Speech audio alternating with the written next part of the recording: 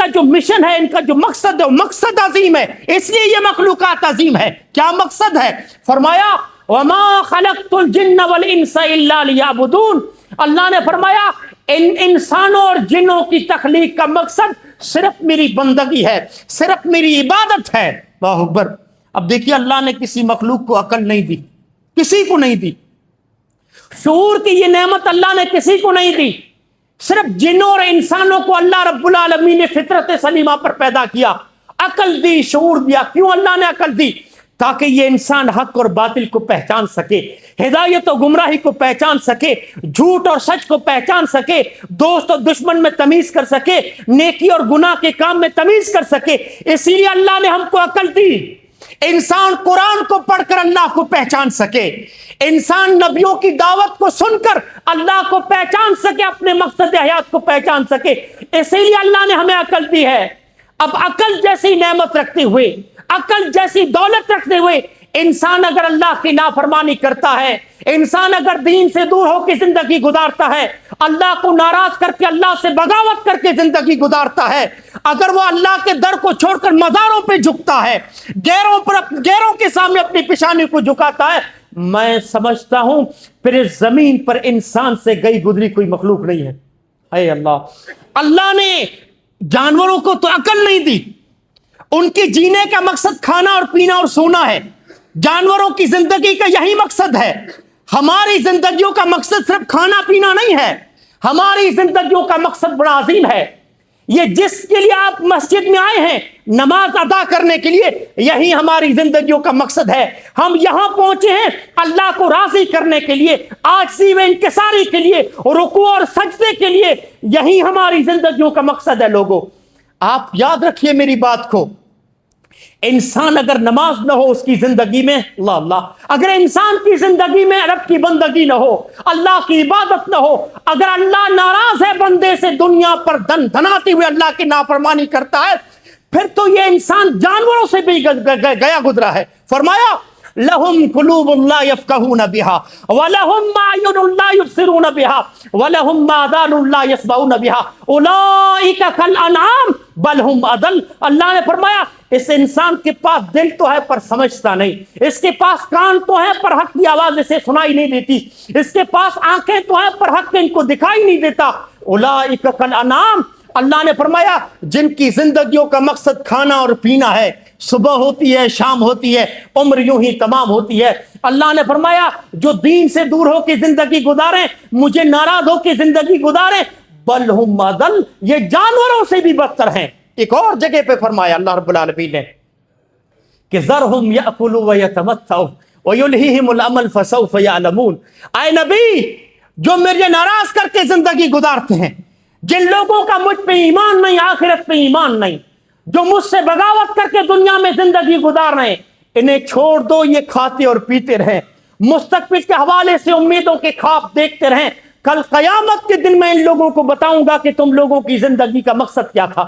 وَيَأْكُلُونَ كَمَا تَأْكُلُ الْأَنْعَامُ وَالنَّارُ مَثْوًى لَهُمْ۔ اللہ نے فرمایا دنیا میں جن کی جینے کا مقصد صرف کھانا اور پینا ہے، صرف کھانا اور پینا ہے، اللہ نے فرمایا کل قیامت کی یہ ایسے کھاتے ہیں جیسے جانور اور چوپائے کھاتے ہیں، اور کل قیامت کے دن ایسے لوگوں کا ٹھکانہ جہنم کی آگ ہوگی، جہنم ان کا ٹھکانہ ہوگی۔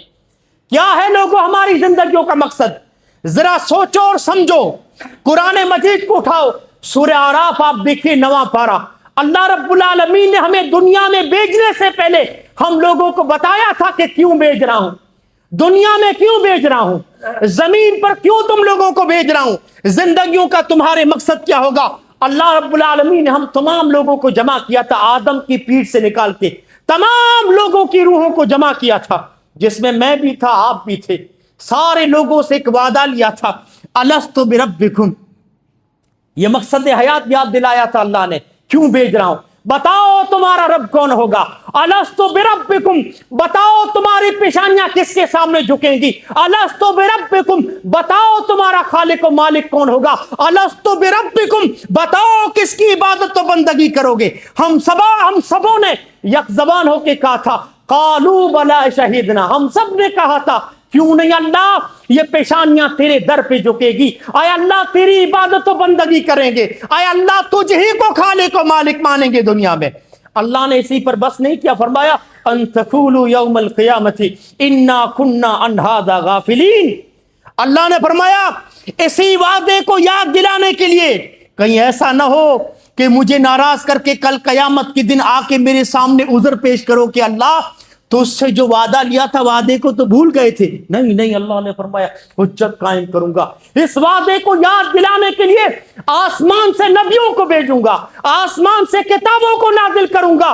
لوگوں آدم سے لے کر محمد رسول اللہ تک جتنے انبیاء آئے، ان کی بعثت کا مقصد اسی عہد الست کو یاد کرانا ہے۔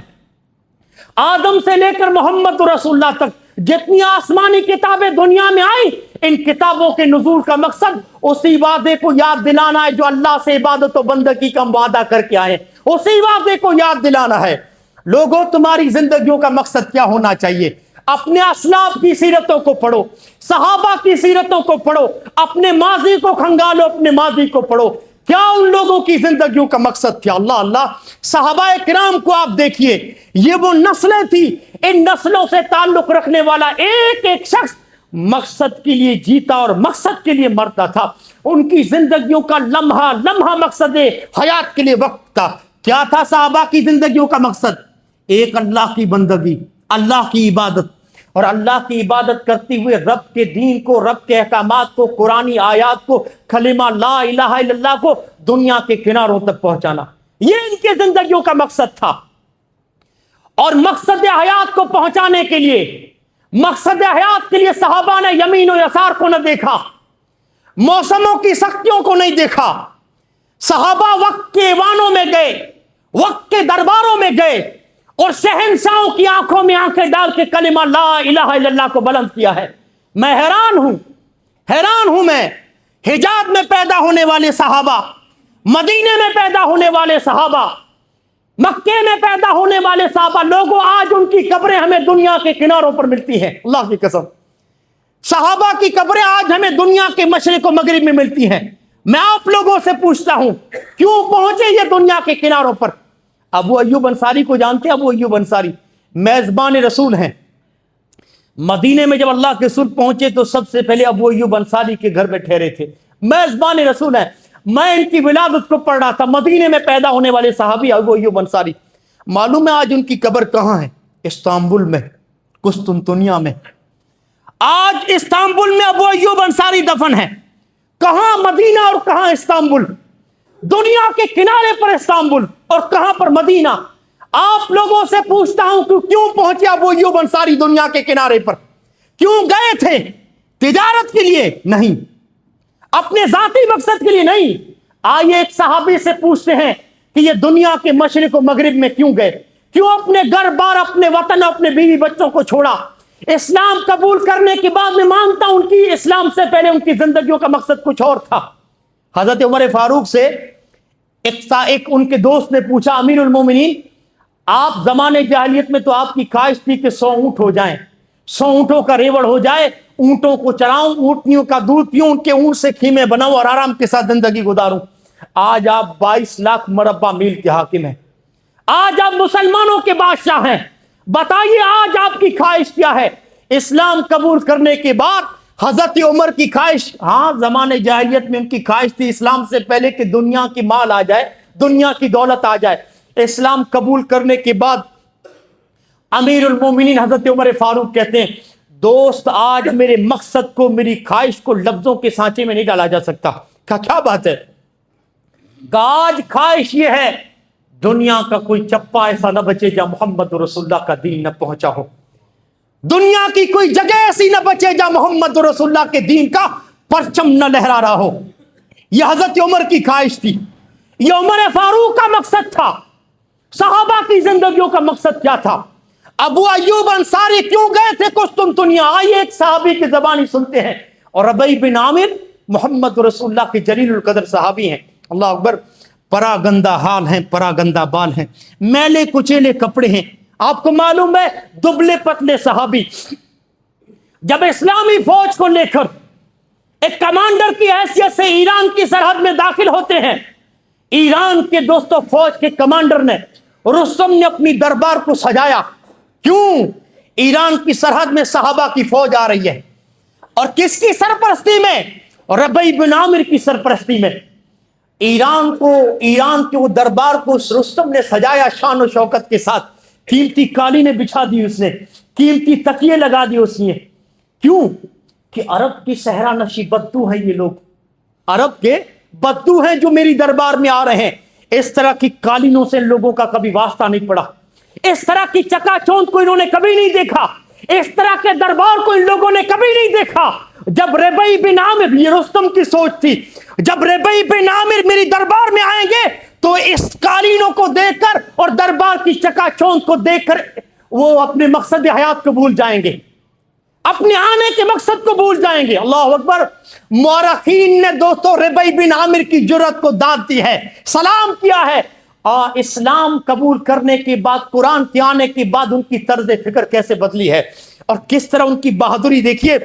جب رستم کے دربار میں یہ میلا کچیلے کپڑے پہنے ہوئے دبلا پتلا محمد رسول اللہ کا صحابی جب ربیع بن عامر داخل ہوتے ہیں نا رستم کے دربار میں, مورخین کہتے ہیں کہ تھوڑی دیر کے لیے بھی اس کی قالینوں کو خاطر میں نہ لاتے ہوئے, اس کی شان و شوکت کو اگنور کرتے ہوئے, اس کی قالینوں کو نہ دیکھتے ہوئے, ان کے ہاتھ میں ایک نیزہ تھا, ربیع بن عامر کے ہاتھ میں نیزہ, وہ نیزہ اس کی قالین میں چبوتے ہیں. دربار کا مذاق اڑایا ہے. کیوں دربار سجایا تھا؟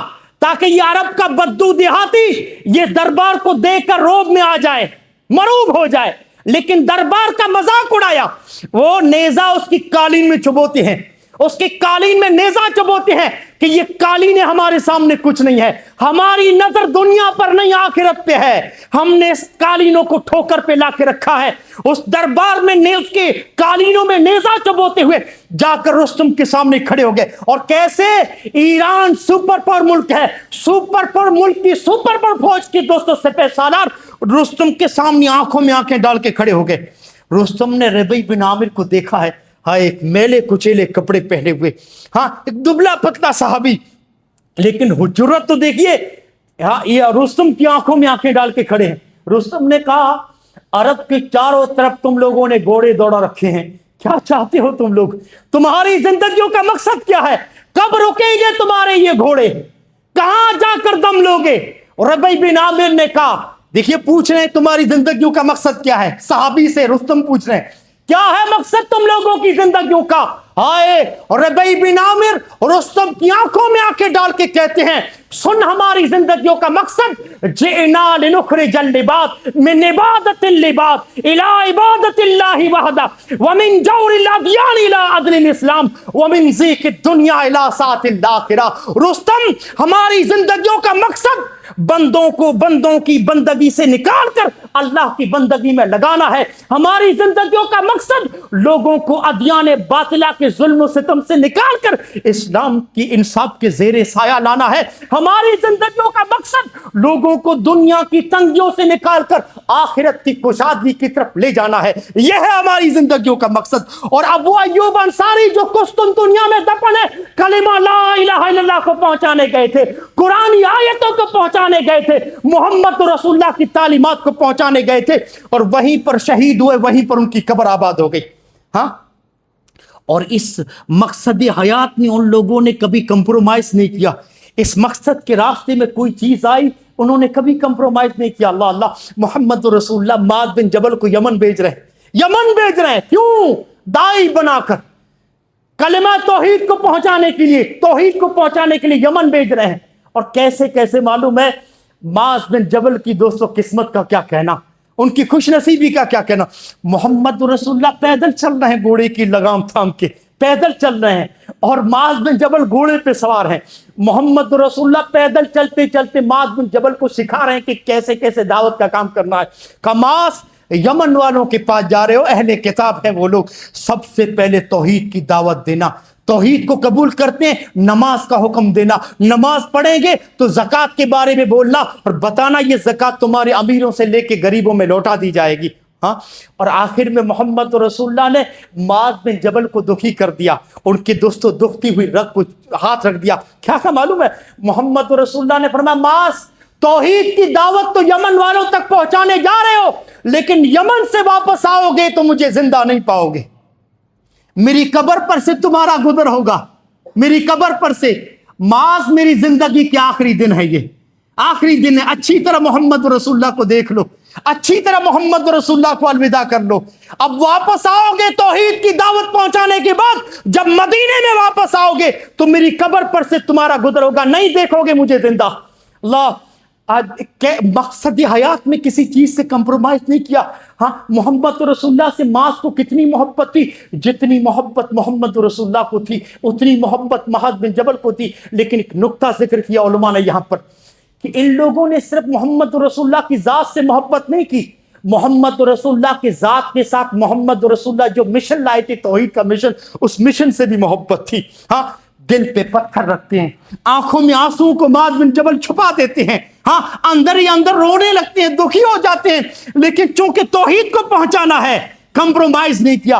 اگر صرف محمد رسول اللہ کی ذات سے محبت ہوتی تو گھوڑے سے اتر کے محمد رسول اللہ کے قدموں میں گر جاتے کہ اللہ کے رسول آپ کی زندگی کے بچے کھچے دن ہیں، کیوں مجھے یمن بھیج رہے ہیں، آپ کے انتقال کے بعد چلا جاؤں گا۔ لیکن نہیں، انہیں محمد رسول اللہ کی ذات سے محبت سے زیادہ آپ جو توحید لائے تھے توحید سے محبت تھی، اس لیے یمن کی طرف روانہ ہو جاتے ہیں۔ لوگوں یہ صحابہ کرام کی زندگیوں کا مقصد تھا، یہ صحابہ کی۔ آپ کو معلوم ہے عقبہ ابن نافع کس کے گورنر ہیں؟ حضرت عثمان غنی کے سی ایم ہیں، ان کے گورنر ہیں۔ ملکوں کو فتح کرتے ہوئے جب خشکی کا کنارہ ختم ہو گیا، خشکی زمین ختم ہو گئی، آگے دریا ہی دریا ہے، گھوڑے سے اتر گئے عقبہ ابن نافع، اور گھوڑے سے اتر کر دریا سے نکل کر خشکی پہ سجدہ کیا، پیشانی کو اپنی رکھا زمین پر سجدہ کیا۔ سجدہ کرنے کے بعد کہتے اللہ اسلام کو سارے ملکوں پر غالب کرتے ہوئے محمد رسول اللہ کی دین کا پرچم سارے ملکوں پہ لہرا چکا ہوں۔ اے اللہ آگے دریا آ چکا ہے، آگے پانی ہی پانی ہے، اگر مجھے پتا ہو ان سمندروں کے پار بھی کوئی تیری مخلوق ہے، تیری عزت و جلال کی قسم میں ان گھوڑوں کو بھی سمندر میں ڈال دوں، تو ان کو جہاز بنا دے اور تب تلک چلوں جب تلک زمین کا ٹکڑا نہ بچے، اور اس وقت روکوں جب محمد رسول اللہ کے دین کا پرچم زمین کے ٹکڑے پر لہرا لوں۔ یہ تھا ان کی زندگیوں کا مقصد۔ ڈل نہ سکتے تھے گر میدان میں اڑ جاتے تھے، پاؤں شیروں کی بھی میدان سے اکھڑ جاتے تھے، حق سے شرکس ہوا کوئی تو بگڑ جاتے تھے، ارے طے کیا چیز ہم توپ سے بھی لڑ جاتے تھے، دشت تو دشت ہے دریا بھی نہ چھوڑے ہم نے، دشت تو دشت ہے دریا بھی نہ چھوڑے ہم نے، بحر ظلمات میں دوڑا دیے گھوڑے ہم نے۔ علامہ اقبال نے یہ شعر عقبہ ابن نافع کے لیے کہا تھا۔ عقبہ ابن نافع اللہ ان کی قبر پہ کروڑوں رحمت نازل کرے۔ لوگوں یہ ہمارے اسلاف کی زندگیوں کا مقصد تھا۔ نوجوانوں آج آپ لوگ دیکھ لو ہماری زندگیوں کا مقصد کیا ہے۔ ہاں ذرا اپنے گریبانوں میں جھانک کے دیکھو، نوجوانوں آج ہم بے سمتی کی زندگی جی رہے ہیں، بے راروی کی زندگی جی رہے ہیں، جانوروں جیسی زندگی جی رہے ہیں۔ نوجوانوں آج ہم اللہ کو ناراض کر کے زندگی جی رہے ہیں۔ میرے بھائیو آج اللہ کی نافرمانیاں میں ہماری زندگی کٹ رہی ہے۔ وہ تو اللہ کا شکر ہے، وہ تو اللہ کا فضل و کرم ہے کہ ہمیں وقتاً فوقتاً بیدار کرتا رہتا ہے، وہ ہمیں جگاتا رہتا ہے کہ میرے بندو جاگ جاؤ دین کی طرف لوٹ آؤ۔ کیسے جگاتا ہے اللہ؟ کیسے دنیا میں ہم لوگوں کو تنبیہ کرتا ہے، غافل لوگوں کو؟ کبھی زلزلوں کے ذریعے، کبھی آفتوں کے ذریعے، کبھی آندھیوں کے ذریعے، کبھی طوفانوں کے ذریعے، کبھی ظالم بادشاہوں کو مسلط کر کے، اور کبھی بیماریوں کے ذریعے۔ یا اللہ کیوں بیچتا ہے؟ اللہ بیماریاں دے کر، ظالم بادشاہ بیچ کر مسلمانوں کو متنبع کر رہا ہے۔ میرے بندو دنیا دارالاقامہ نہیں ہے، دنیا جائے قرار نہیں ہے، دنیا کو ہمیشہ رہنے کی جگہ مت بناؤ۔ دنیا تو ایک سرائے ہے، زندگی کو سفر سمجھو، اپنے آپ کو مسافر سمجھو، اور دنیا میں مسافر کی طرح جیو۔ یہ حادثے، یہ ظالم بادشاہ، یہ علل، یہ بیماریاں، یہ اللہ مقصد حیات کو یاد کرانے کے لیے بیچتا ہے۔ نہ دے الزام ہمدم زمانے کے حوادث کو، نہ دے الزام ہمدم زمانے کے حوادث کو، یہی فتنے تجھے ہر گام پر بیدار کرتے ہیں. یہ فتنے مجھے اور آپ کو جگاتے ہیں. یہ بیماریاں ہمیں جگاتی ہیں کہ ہم اللہ کو ناراض کر کے زندگی گزاریں.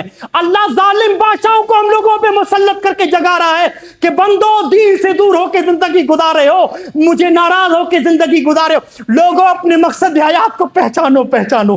کیوں بھیجا ہے اللہ نے آپ کو؟ کیا اللہ کو راضی کر کے زندگی گزاریں یا اللہ کو ناراض کر کے؟ لوگوں 2025 جا رہا ہے, 2026 میں کچھ ہی دنوں میں ہم داخل ہو جائیں گے. ہاں 2026 میں ہم داخل ہو جائیں گے. ہائے دنیا میں ہمارا قیام مختصر ہوتا جا رہا ہے. ہماری دوستوں زندگیاں کم ہو رہی ہیں. ہم قبر سے قریب ہوتے جا رہے ہیں.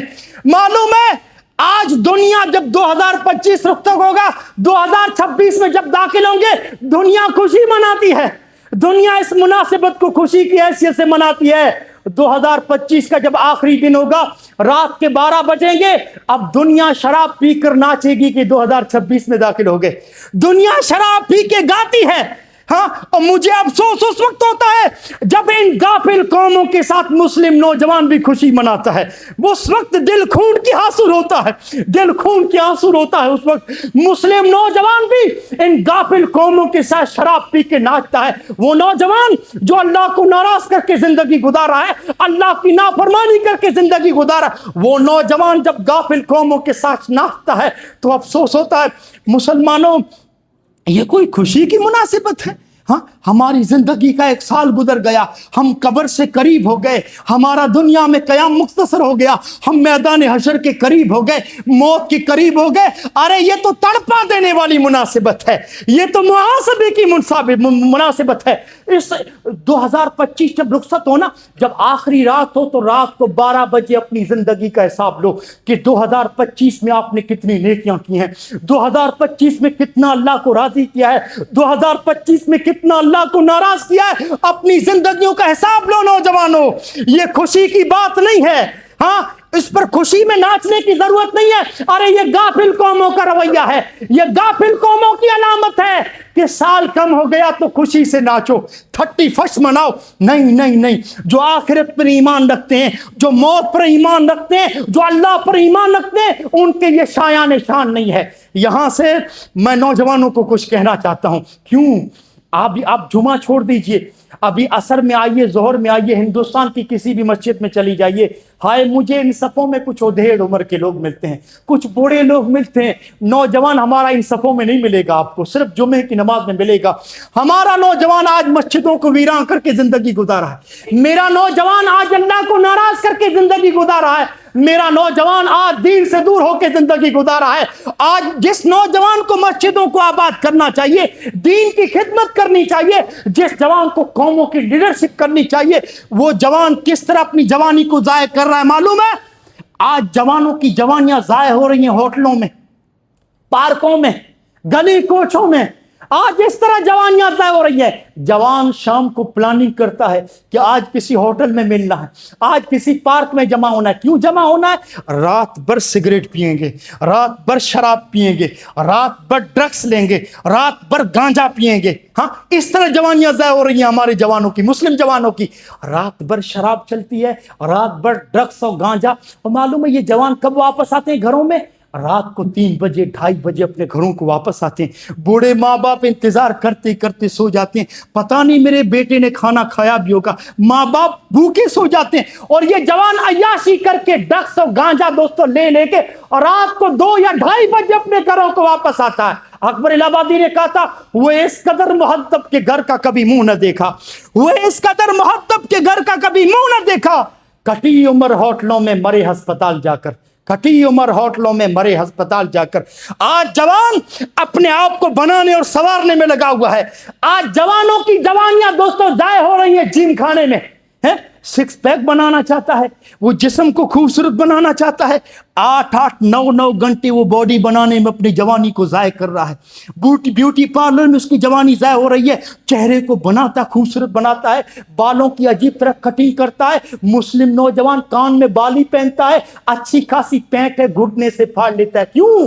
فلاں فلم میں فلاں ہیرو نے اس طرح کی فیشن اپنائی ہے. یہ فیشن سمجھتا ہے اس کو. اور معلوم ہے یہ مسلمان نوجوان گھٹنے سے پینٹ کو پھاڑے ہوئے, کان میں بالی پہنے ہوئے, بالوں کی عجیب طرح کٹنگ کرا کے یہ سکس پیک بنا کے اور یہ بلیٹ لیتا ہے, ہلکی پھلکی بائک نہیں لے گا, بلیٹ لیتا ہے تاکہ محلے میں گھسوں لگے کوئی ربڑی آ رہا ہے, لگے کوئی گنڈا داخل ہو رہا ہے. جب محلے میں داخل ہوتا ہے نا اس طرح کان میں بالی اور بالوں کی عجیب طرح کٹنگ, ہائے ہائے ہمارا نوجوان جب بلیٹ سے داخل ہوتا ہے مجھے علامہ اقبال کا وہ شعر یاد آتا ہے, تیرے صوفے ہیں افرنگی تیرے کالی ہیں ایرانی, تیرے صوفے ہیں افرنگی تیرے کالی ہیں ایرانی, لہو مجھ کو رلاتی ہے جوانوں کی تنہاسانی, لہو مجھ کو رلاتی ہے جوانوں کی تناسانی.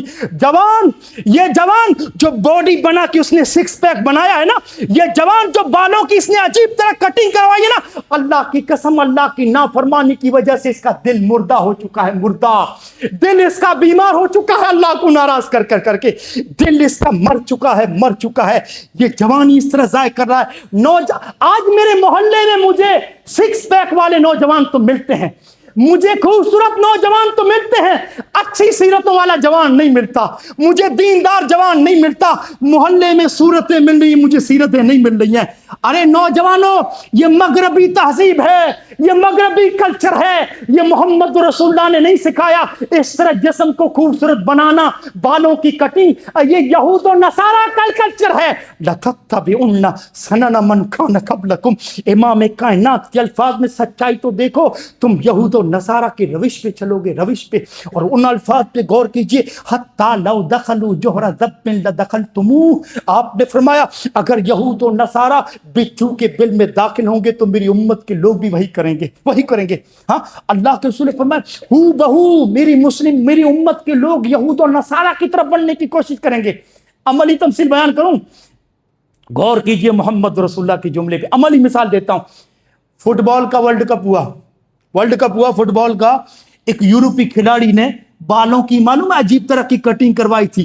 شریعت نے منع کیا ہے کہ سر کے چاروں طرف سے بال چھلوا کے بیچ میں رکھ لینا, شریعت نے منع کیا ایسے.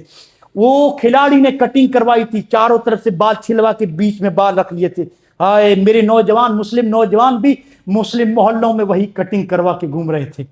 حتیٰ لو دخلوا جوہر ذب, محمد رسول اللہ کے الفاظ پہ غور کیجئے کہ تم ہو بہو ان کی طرح بننے کی کوشش کرو گے. معاف کیجئے, وہ کھلاڑی بھی بندر دکھ رہا تھا اور یہ بھی بندر دکھ رہے تھے. نوجوانوں, جسموں کے پجاری جوانوں, جسموں کو بنانے والے, چہروں کو بنانے والے جوانوں, سن لو, انسان باڈی سے انسان نہیں کہلاتا, انسان اچھے دل سے انسان کہلاتا ہے.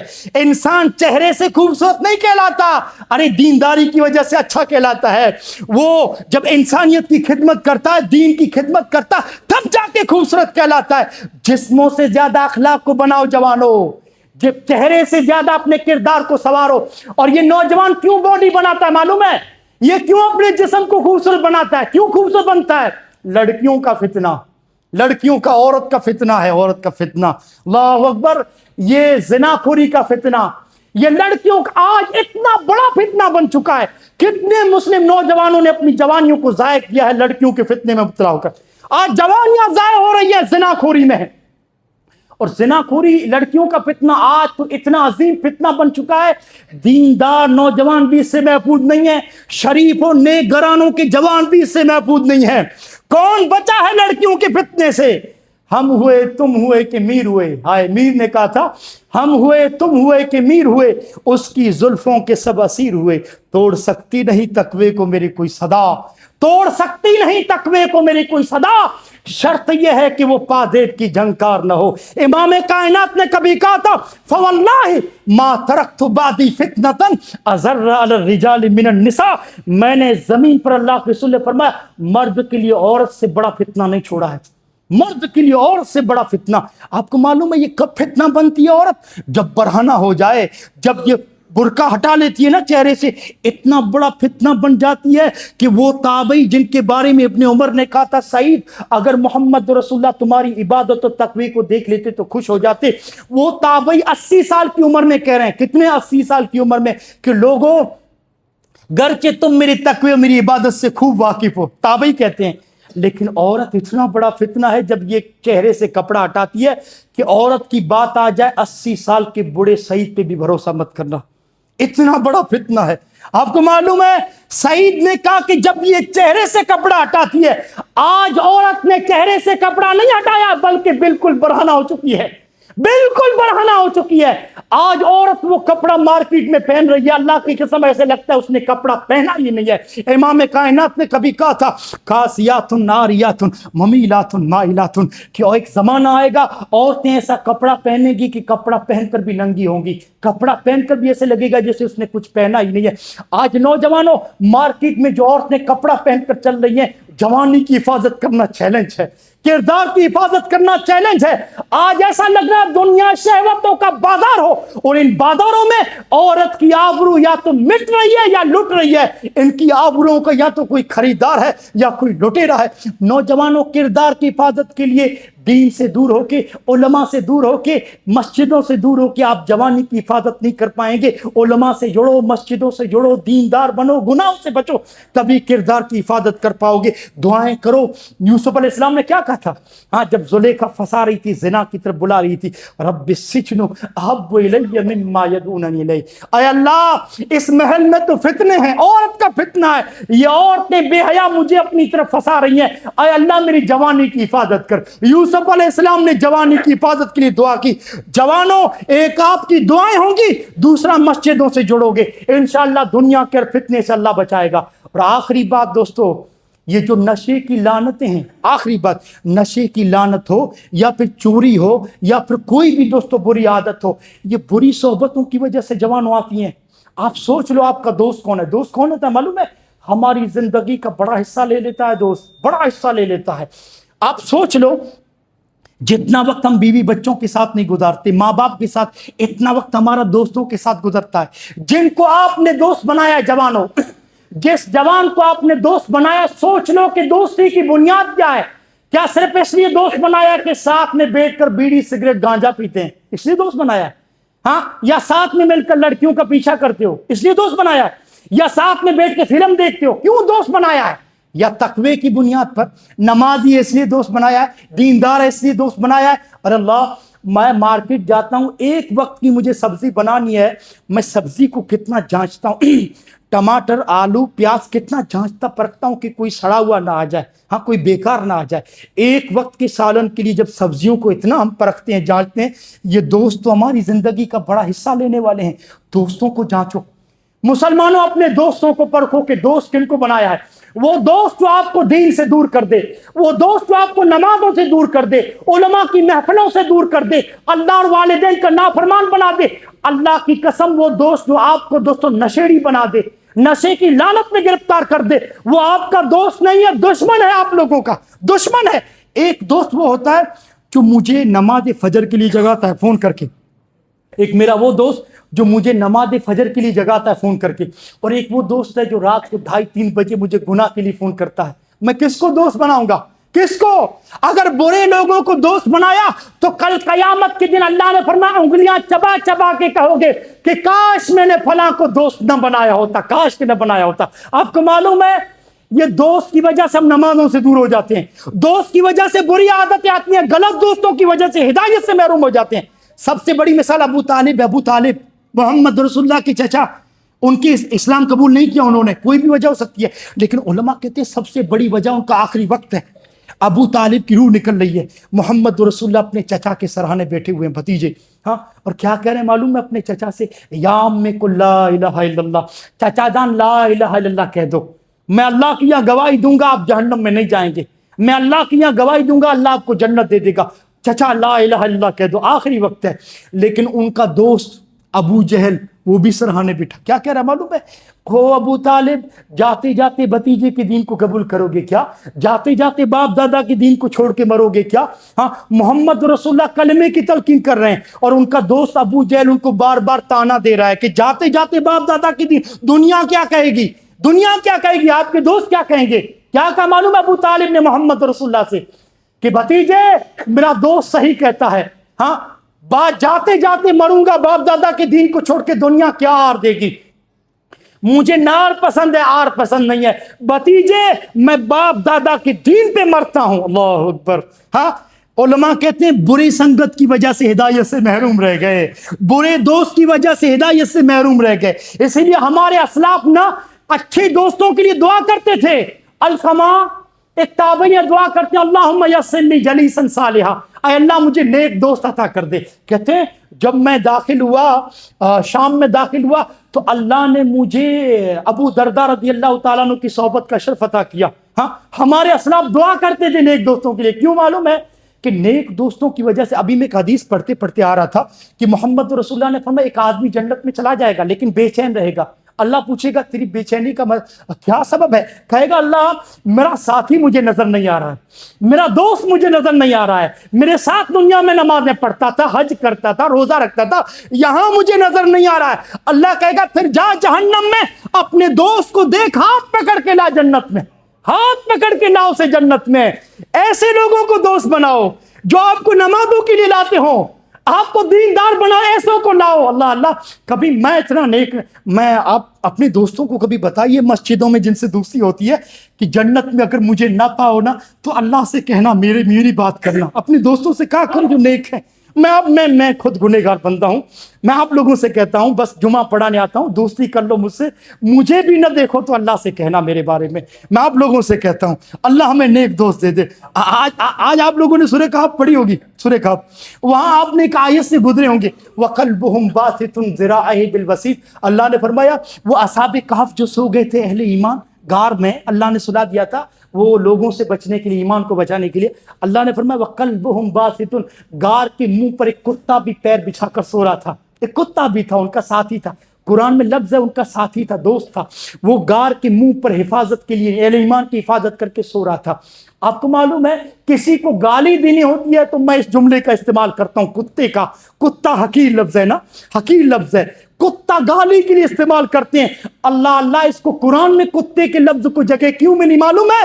اہل ایمان کی سنگت کی وجہ سے، توحید والوں کی دوستی کی وجہ سے۔ اللہ نے فرمایا وَقَلْبُهُمْ بَاسِطٌ ذِرَاعَيْهِ بِالْوَسِيطِ، اہل ایمان کی سنگت میں رہا وہ کتا، اہل ایمان کی حفاظت کرتے ہوئے غار کے منہ پہ سو رہا تھا۔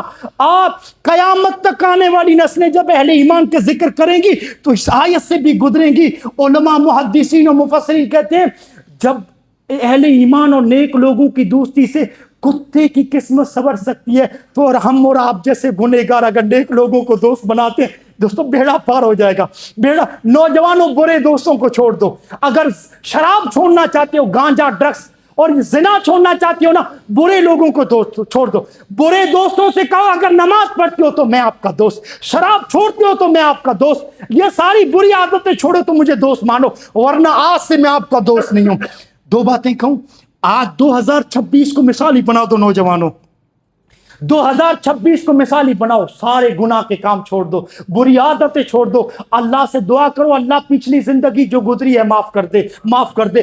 2026 سے اے اللہ یہاں سے میں نیک رہوں گا، یہاں سے گناہ کی طرف واپس نہیں جاؤں گا، استقامت اختیار کرو گے نا تو اس دوستو فضیلت کے مستحق بن جاؤ گے۔ اللہ کے رسول نے فرمایا ایک نوجوان کو عورت، خوبصورت عورت، مالدار عورت کہتی ہے آپ مجھ سے زنا کر، استقامت دیکھیے کہتا ہے انی اخاف اللہ، اللہ سے ڈرتا ہوں، اللہ سے ڈرتا ہوں۔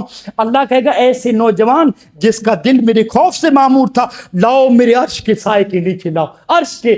ہے جوانی یہ بڑی قیمتی ہوتی ہے، نوجوانوں سجدوں کی آپ لوگوں کی بڑی قیمت ہے، آپ کے رکوع کی بڑی قیمت ہے، آپ کے قیام کی بڑی قیمت ہے۔ میرے کتنے بڑے لوگ یہاں بیٹھے ہیں میرے بزرگ، وہ لوگ اپنی جوانی میں ان کو ہدایت کی توفیق نہیں ملی، اللہ نے بڑھاپے میں ہدایت دی ہے، نماز پڑھیں، لیکن جوانی میں پچھتا رہے کہ عبادت نہ ہو سکی۔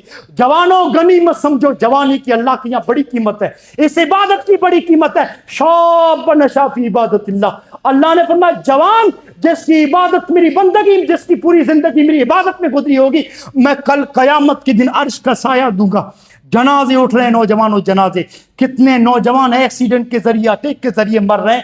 نوجوانوں اس طرح اچانک والی موت ہم لوگوں پہ بھی آ سکتی ہے۔ آپ کو معلوم ہے ابھی میں الرابطہ عالم اسلامک مجلہ پڑھا تھا سعودی عرب کا نوجوان کیا کہتا ہے معلوم ہے کہ میرا غوطہ خوروں کی ٹیم سے میرا تعلق تھا، میں آکسیجن کی کٹ لگا کے سمندر کی تہ میں چلا گیا، سعودی عرب کا نوجوان ہے، کہتا ہے چلا گیا، میں نام کا مسلمان تھا، کبھی نماز ہی نہیں پڑھا تھا، کہتے ہیں اندر گیا، آکسیجن کی کٹ میں خرابی آ گئی، وہ جو نلی تھی کہیں سے لیک ہو گئی اور آکسیجن جو نلی تھی اس میں پورا پانی بھر گیا، سانس لینے میں تکلیف ہو رہی تھی مجھے، ہاں جب مجھے سانس لینے میں تکلیف ہو رہی تھی، سمندر کی ایک دم تہ گہرائی میں ہوں، میرے دوست دور دور تک پھیلے ہوئے ہیں، کسی کی نظر مجھ پہ نہیں پڑی، میں کہتا لڑکھڑانے لگا، جب مجھے سانس لینے میں تکلیف ہونے لگی نا، اس کی اس الفاظ پہ رونا آ جاتا ہے، کہتے ہیں میں پچھلی زندگی کو سوچ کر رونے لگا جو گناہوں میں گزری تھی، کبھی صرف نام کا مسلمان تھا، کبھی جمعے کی نماز بھی نہیں پڑھی تھی، کہتے رو رہا تھا، سمندر کی تہ میں رو رہا تھا، اور مجھے پتا چل گیا کہ نہیں بچوں گا،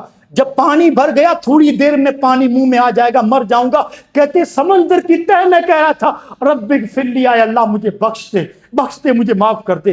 زندگی موت دوستو جب سامنے آ جاتی ہے نا، اگر نیک نہیں ہے تو بڑے پچھتاتے ہیں، اس لیے توبہ کر لو۔ کہتے میں سمندر کی تہ میں رو رہا تھا، پچھلی زندگی پہ معافی، اور جب مجھے پتا چل گیا سانس لینے میں زیادہ دقت ہونے لگی تو میں بولا چلو کلمہ پڑھ لیتا ہوں، اشک کہتا منہ میرے پانی میرے منہ کو دبا لیتا، اشک کہتا پوری نلی پانی سے بھر چکی تھی، منہ پانی میں آ جاتا، کلمہ بھی نصیب نہیں ہو رہا تھا، آخر میں کلمہ بھی نصیب نہیں ہو رہا تھا۔ کہہ رہا اللہ نے زندگی لکھی تھی، اسی کشمکش میں بے ہوش ہو گیا، اللہ نے زندگی لکھی تھی، جب لڑکھڑانے لگا اس کے دوستوں نے دیکھا، کھینچ کر اس کو کنارے پر لائے، اور جب کنارے پہ اپنے آپ کو زندہ پایا نا، کٹ نکال کے سجدے میں گر گیا، سجدے میں گر گیا، سبحان ربی الاعلیٰ، اے اللہ تیرا لاکھ لاکھ شکر ہے تو نے زندگی دی، وہاں سمندر کی تہ میں تو موت دے سکتا تھا، زندگی چھین سکتا تھا، لیکن تیرا لاکھ لاکھ شکر ہے کہ تو نے زندگی دوبارہ دے دی، زندگی۔ وہیں سے نوجوان کہتا میں نیک بنا، نیک بنا، گناہوں پر توبہ کر لی، جب اللہ کو ایک دم راضی کر لیا، نیک بن گیا، وہی کٹ لے کے سمندر کی گہرائی میں پھر گیا، جب نیک بن گیا مجھے بالکل تسلی ہوگی کہ نیک ہو گیا، اللہ نے معاف کر دیے گناہ، تو وہی کٹ لگا کہ سمندر کی اسی تہ میں گیا جہاں اللہ نے مجھے زندگی دی تھی، جہاں لڑکھڑایا تھا، اللہ نے مجھے سہارا دیا تھا، وہیں تہ میں جا کر سجدہ کیا، میں نے دوبارہ اسی تہ میں جا کر سجدہ کیا، سبحان ربی الاعلیٰ۔ سجدہ کرنے کے بعد واپس باہر آ کے کیا کہتا ہے معلوم ہے کہ لوگوں مجھے یقین ہے آدم سے لے کر محمد رسول اللہ تک سمندر کی اتنی تہ میں کسی نے سجدہ نہیں کیا ہوگا جتنی تہ میں، جتنی گہرائی میں نے سجدہ کیا ہے۔ انشاءاللہ سمندر کی یہ گہرائی کل میدان حشر میں میرے حق میں گواہی دے گی کہ اللہ اس زمین پر آ کے اس نے سجدہ کیا ہے، یومئذ تحدث اخبارہا۔ نوجوانوں اپنے آپ کو سنبھال لو، دعا کرتا ہوں اللہ ہمارے جوانوں کی حفاظت کرے، اللہ انہیں رائے راستے لائے، جو بگڑے ہوئے اللہ رب العالمین صراط مستقیم پر لائے، جتنے گناہ ہے اللہ بچنے کی توفیق دے، دنیا کے ان فتنوں سے بچنے کی توفیق دے، جب تک زندہ رکھے اسلام پہ خاتمہ ہو تو لا الہ الا اللہ پر۔ السلام علیکم۔